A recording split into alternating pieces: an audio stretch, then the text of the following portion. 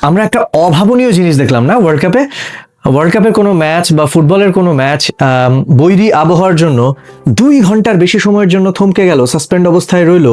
এটা কিন্তু আমরা ফুটবলে রিসেন্ট পাস্টে আমরা দেখিনি, তাই না? হয়তোবা মাঠে ইনক্লেমেন্ট ওয়েদারে বরফ জমে গেছে, সেই বরফ সরানোর উপযোগী ছিল না, আবহাওয়ার এইরকম বৈরিতার কারণে বেশ কিছু ম্যাচ আমরা হল্টেড হতে দেখেছি ইউরোপিয়ান ফুটবলে। বাট ওয়ার্ল্ড কাপের মতো একটা স্টেজে এসে এই ধরনের একটা বিঘ্ন ঘটলো ফ্রান্স এবং ইরাকের ম্যাচে 1-0 গোলে এগিয়ে থাকার পর হাফ টাইমের পর ম্যাচটা কিন্তু আসলে আমরা দেখলাম যে একটু গড়ানোর পরই বন্ধ হয়ে গেল। এবং এটা এই বিশ্বকাপেই নতুন নিয়ম।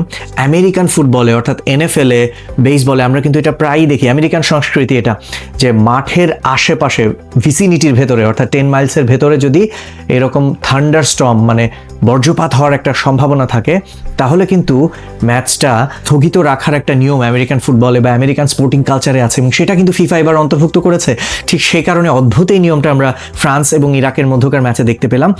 এবং যেহেতু সেই সম্ভাবনাটা ছিল, কমপক্ষে আধা ঘন্টা এরকম কিছু হলে কিন্তু ম্যাচটা শুরু করা যায়, কমপক্ষে আধা ঘন্টা। কেন আধা ঘন্টা? ধরেন 15 মিনিটের মধ্যে কোনো থান্ডারস্টর্ম আর হলো না, তার মানে it is clear to resume the match, এবং বাকি 15 মিনিট প্লেয়ারদেরকে আবার ওয়ার্ম আপ করার সুযোগ দিতে হবে ম্যাচে নামার আগে। তো কমপক্ষে আধা ঘন্টা কিন্তু সময় প্রয়োজন ম্যাচটা পুনরায় রিজিউম করতে।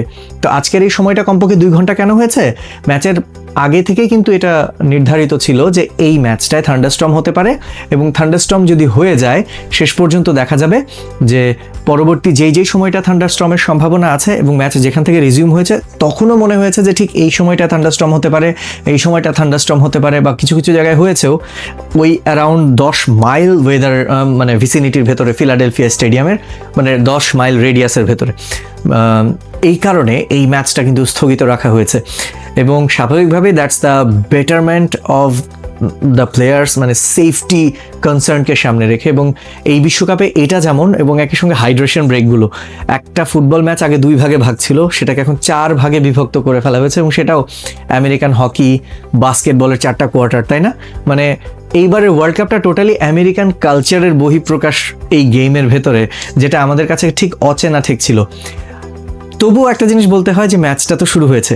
রুলস যেটা, আজকে যদি এই ম্যাচটা শুরু নাও হতো আবহাওয়ার বৈরিতার কারণে, পরের দিন হলেও ঠিক যেখানে স্টপ হয়েছে সেখান থেকেই শুরু হতো। অর্থাৎ এমন না যে ম্যাচটা আপনাকে ক্রিকেট ম্যাচের মতো পরিত্যক্ত ঘোষণা করে 2 দলকে এক এক করে পয়েন্ট দিয়ে দেওয়া হয়েছে, ব্যাপারটা এরকম না।